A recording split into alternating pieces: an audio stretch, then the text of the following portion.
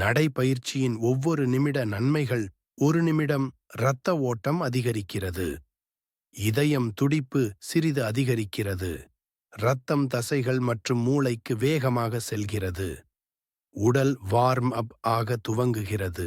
மூட்டுகள் நெகிழ்ச்சி அடைகின்றன.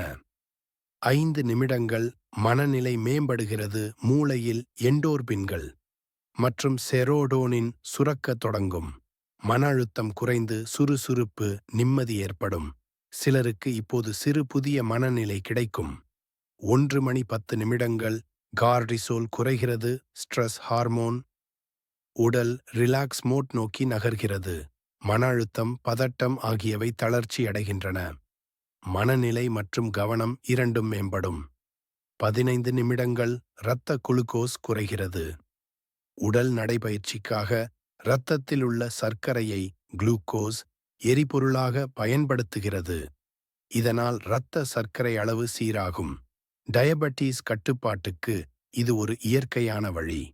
30 நிமிடங்கள் கொழுப்பு எரியத் தொடங்குகிறது. இப்போது உடல் சேமித்துள்ள கொழுப்பை எரிக்க ஆரம்பிக்கிறது. Fat burning zone. இதே நேரம் இதயம் மற்றும் நுரையீரல் திறன் மேம்படும்.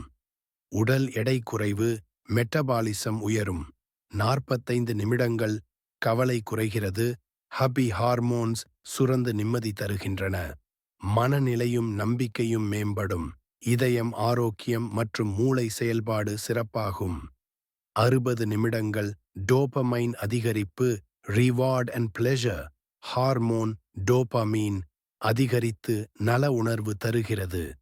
நீங்கள் புத்துணர்ச்சியுடன், உற்சாகத்துடன் உணர்வீர்கள்.